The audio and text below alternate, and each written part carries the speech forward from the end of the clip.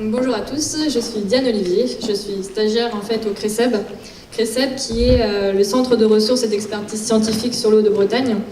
Et en fait, j'effectue un stage sur la capitalisation et la valorisation des données de cyanobactéries en Bretagne. Et je l'effectue dans le cadre d'un Master 2 qui est gestion des habitats et des bassins versants. Donc en fait, on traite tout ce qui est sur l'eau, le sol, la faune et la flore. Et donc là, ce que je vais vous présenter tout de suite, c'est la mise en place de coopération acteurs-chercheurs sur les cyanobactéries avec des exemples d'actions en Bretagne qui sont faites par le CRECEB. Donc par la suite, si vous avez des questions, peut-être que je ne serai pas apte à répondre parce que ça ne fait que 2 mois que je suis présente et que je ne travaille que sur les cyanobactéries. Donc dans un premier temps, on va voir le CRECEB, c'est quoi et ça fonctionne comment. Et en second, on va voir les actions des cyanobactéries pour lesquelles le CRECEB participe avec différentes journées ou différents projets. Donc en premier, le CRECEB, c'est quoi et ça fonctionne comment? Donc en fait, c'est un groupement d'intérêt scientifique, c'est une plateforme d'échange qui est entre les acteurs de la gestion intégrée de l'eau et les acteurs scientifiques. Et le but pour eux, en fait, c'est d'avoir des échanges et des débats entre les acteurs, les scientifiques et les experts pour identifier les besoins, les connaissances existantes et les transferts à réaliser. Et le but, c'est vraiment un partage et une appropriation des connaissances des acteurs scientifiques vers les acteurs de la gestion intégrée de l'eau. C'est un peu plus que le transfert, c'est vraiment que les acteurs puissent s'approprier ce que les acteurs scientifiques ont fait. Et leur second but, c'est la coopération entre les acteurs. Donc le CRECEB, lui, il est composé d'un conseil de groupement, d'un bureau et d'un comité scientifique et technique. Donc le conseil de groupement, lui, définit la stratégie et les orientations du CRECEB. Le bureau, lui, il met en œuvre ce que le conseil de groupement a mis en place, a proposé. Et ensuite, il y a le comité scientifique et technique qui, pour eux, le but, c'est d'avoir des échanges et des débats entre les acteurs, les scientifiques et les experts pour identifier les besoins et les transferts à réaliser. Le rôle du CRECEB, c'est de créer une dynamique de réseau, de favoriser la circulation de l'information. C'est de prendre en compte et analyser les besoins exprimés par les acteurs de la gestion de l'eau en ayant une vision prospective et en les croisant avec les questionnements des scientifiques. C'est de faciliter et organiser le partage des connaissances scientifiques disponibles, adaptées aux différents contextes et enjeux locaux. C'est aussi être force de proposition pour l'acquisition de nouvelles connaissances et c'est aussi instaurer des modes de concertation et de coopération entre les acteurs de la gestion de l'eau et les acteurs scientifiques. Donc en second, nous allons voir les actions pour lesquelles le CRECEB participe. Donc en premier, la journée CGLE. Donc qu'est-ce que c'est que cette journée? En fait, c'est le carrefour de la gestion locale. En fait, c'est un salon national spécialisé dans les thématiques de l'eau et de l'assainissement qui se fait tous les ans en Bretagne, à Rennes. Et en fait, c'est lors d'une journée en 2015, il est né l'idée en fait d'un travail de recensement et de capitalisation des données de cyanobactéries. Ensuite, le projet Interreg CPES. Et en fait, CPES, c'est le vrai nom. C'est Channel Payments for Ecosystem Services. Et qu'est-ce que c'est que ce projet? En fait, il vise à améliorer la qualité de l'eau dans les bassins versants agricoles intensifs en testant des outils financiers de type paiement pour services écosystémiques. Et en fait, le but, c'est qu'en plus des aides financières publiques, il y aurait aussi des aides privées. Des aides privées qui viendraient des personnes qui pourraient avoir des services écosystémiques, par exemple d'un plan d'eau. Et le but, c'est d'encourager les agriculteurs opérants à adopter de nouvelles pratiques agricoles pour justement réduire les pertes des nutriments qui vont dans les cours d'eau. Donc ce projet, il se fait sur 6 sites qui sont faits en Angleterre et en France. Et il y a un site qui se situe en Bretagne, dans le Morbihan, qui s'appelle le Lac-au-Duc. Pourquoi est-ce que ce projet est fait sur ce site-là? C'est parce qu'en fait, il y a différents impacts économiques sur ce plan d'eau dû au boom de cyanobactéries, donc qui sont autant pour les bars et les restaurants, pour la prise d'eau potable, pour les activités nautiques et pour la baignade. Donc en fait, la question c'était pourquoi est-ce que le CRESEB intervient? C'est parce qu'ils ont fait plusieurs constats. Tout d'abord que les actions curatives doivent être complétées, ensuite que les travaux préventifs doivent être amplifiés et qu'il y a aussi un besoin de connaissances sur les aspects biophysiques et les aspects socio-économiques. Le travail du CRESEB qui est en relation avec l'opérateur de bassin versant, donc en fait là c'est vraiment le territoire qui a demandé au CRESEB qu'ils interviennent, et c'est d'identifier les connaissances nécessaires pour mener à bien le projet, c'est d'identifier les compétences disponibles, mais c'est aussi de constituer un groupe de travail interdisciplinaire avec diverses personnes pour répondre au mieux à la problématique. Donc l'intervention du CRESEB, c'est avant tout d'aider à la construction du projet, donc que ce soit au niveau du pour la compréhension du niveau écologique du plan d'eau et du phénomène de prolifération de cyanobactéries, mais c'est aussi pour les aider à la construction d'un volet curatif, donc qui lui est à court terme avec différents tests proposés.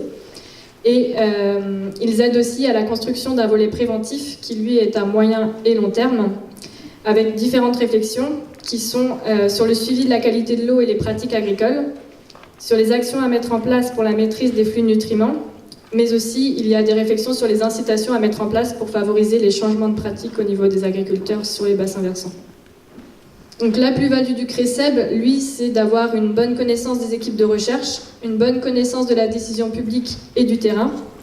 C'est aussi une bonne expérience dans la constitution et l'animation des groupes acteurs-chercheurs et une expérience dans la constitution et l'animation de travaux interdisciplinaires. Donc maintenant, je vais vous parler du stage que j'effectue, qui est, pour rappel, la capitalisation et la valorisation des données de cyanobactéries.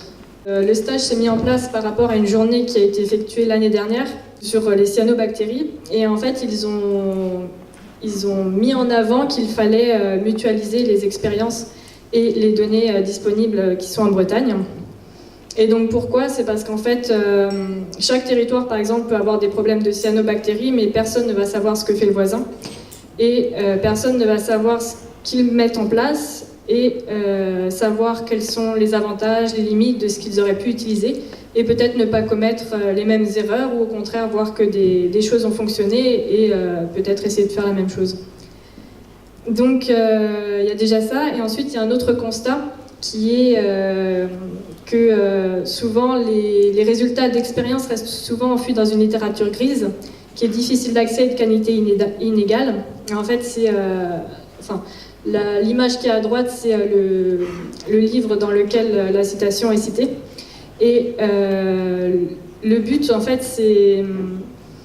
il va y avoir de plus en plus de départs à la retraite aussi, et que les données que potentiellement ils auraient, elles pourraient être perdues. Donc le but, c'est de capitaliser réellement ça, et aussi de numériser les différentes données. Donc le travail du stage que j'effectue, tout d'abord, c'est de recenser les études et les expérimentations qui sont conduites en Bretagne avec une stratégie de valorisation. C'est ensuite de faire une analyse critique des études et des expérimentations. Et ensuite, ça sera de capitaliser les résultats de ces études et d'en favoriser l'accès. Et quand on parle d'en favoriser l'accès, on pense plutôt à faire, par exemple, un site où il peut y avoir les différentes études sur lesquelles on a travaillé, sur lesquelles on a pu avoir une analyse critique.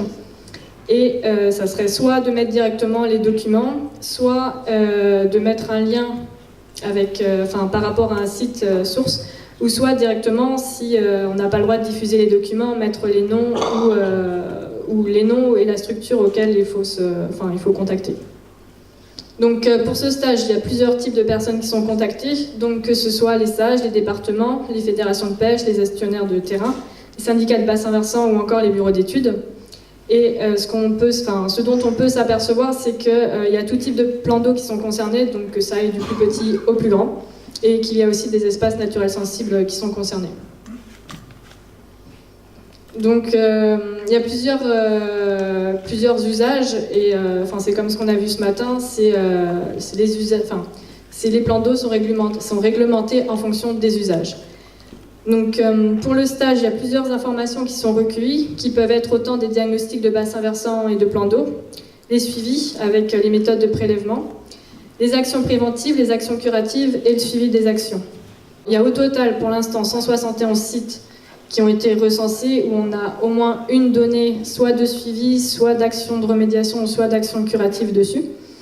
Et à l'intérieur de ces sites, en fait, ce qu'on va faire, c'est vraiment c'est se focaliser sur les différentes actions curatives qui ont pu être effectuées en Bretagne et voir les avantages, les limites ou autres pour avoir vraiment une analyse, pour faire une analyse critique de ces actions.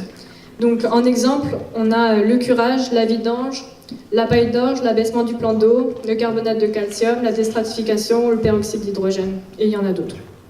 Donc la suite du stage, ça sera de continuer justement le travail de recensement parce qu'il est assez long. Enfin, pour l'instant, j'ai contacté environ 70 à 80 personnes, donc toutes ne m'ont pas répondu. Ça sera ensuite de faire une analyse critique que j'ai pas eu le temps forcément de commencer. Et par la suite, ça sera de favoriser l'accès des résultats. Et le but de ce travail, ça sera d'avoir une analyse critique pour, par exemple, les élus et les services, pour qu'eux-mêmes puissent analyser ce que proposent les bureaux d'études, pour connaître les avantages, les inconvénients, les limites et les points de vigilance qu'il faut avoir envers ce qu'ils proposent. Et ensuite, ce sera d'apporter une culture scientifique aux acteurs, avec l'idée d'analyser les raisons des succès et des échecs des actions menées. Et aussi, ça sera de voir si en Bretagne, on peut avoir une tendance des actions, ou si vraiment les actions sont testées un peu par-ci, par-là, et savoir s'il y a des suivis qui sont effectués dessus ou pas. Voilà. Je vous remercie de votre attention.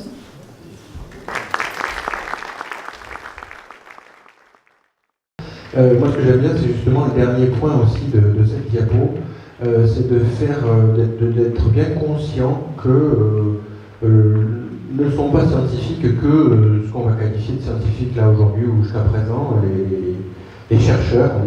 J'ai un collègue qui fait même bien cette distinction en disant d'un côté, il y a vraiment des chercheurs et de l'autre côté, on peut tout à fait avoir des gestionnaires qui sont aussi des scientifiques.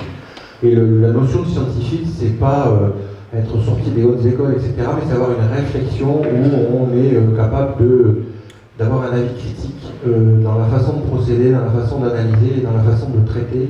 Et je trouve que c'est hyper important que tout un chacun, là, dans les réseaux, dans les acteurs qui vont pouvoir être là sur ce territoire ici des Gusons, soient conscients qu'ils ont un rôle de scientifique à jouer aussi en étant critique sur ce qui leur est proposé, sur la façon de le mettre en œuvre. Certes, chacun aura son niveau de criticité et de perception, mais je pense que c'est extrêmement important pour que ce soit profitable à tout le monde, que cette notion soit bien prise et que tout le monde est capable d'être critique pour la construction. Une réponse, oui. Merci. Est-ce que tu as déjà participé à une réunion de bureau pour voir comment il fonctionnait? Ouais, mais il y avait différentes personnes, autant que ce soit des élus. Il y avait aussi des personnes du BRGM. Enfin, je trouvais que c'était vachement diversifié, en fait, en termes de travail des personnes et des... Enfin, c'est pas des cultures qu'ils peuvent avoir, mais c'est des approches différentes, en fait. Et ce qui peut apporter... ce qui peut être... il y a une différence, mais ce qui peut être aussi un avantage pour avancer. Et ça t'a donné l'impression que ça fonctionnait, que ça débouchait sur une cohésion et qu'en termes de réflexion sur l'avenir, ces rassemblements pouvaient être intéressants? Ben oui, parce que finalement, toute personne peut contribuer et que ça sera tous ensemble qu'on pourra y arriver et pas un par un, quoi. Et du coup, dans le bureau, il y a aussi des élus, des politiques, des élus, des scientifiques, il y a un peu toutes les activités qui sont présentées ou pas du tout? C'est justement. Obligatoirement ou c'est parce que ça s'est trouvé comme ça? Alors je pense que c'était sur la première diaporama. Donc l'obligation en fait d'avoir tant d'élus, tant de scientifiques. Alors je ne sais pas s'il y a des chiffrages, mais par exemple, on voit mal, mais s'il y a des représentants d'État, et des représentants de clés et de sages aussi. La démarche initiée par la commune des Gusons est, à mon sens, et au vôtre, j'imagine, assez remarquable, puisqu'elle rassemble des personnalités de différents horizons. des élus, des scientifiques, des politiques, de la population, et d'autres personnes encore. Et effectivement, si on fait référence à la démarche qui a été menée pour la Vallée des Pins, c'est ce qui a été fait. C'est-à-dire qu'il y avait des problématiques à résoudre il y a une dizaine ou une quinzaine d'années. Plusieurs actions ponctuelles avaient été menées isolément sur différentes parties d'un vaste territoire. Et il y a une dizaine ou une quinzaine d'années, les élus ont décidé de mener une démarche concertée, globale, interdisciplinaire. Et effectivement, l'exemple que vous venez de nous montrer à l'échelle de votre université et de votre territoire correspond tout à fait à ce qui se passe ici. Et je crois que si on allait dans une démarche globale interdisciplinaire, ce serait parfait. Et bravo à Illusion d'avoir initié.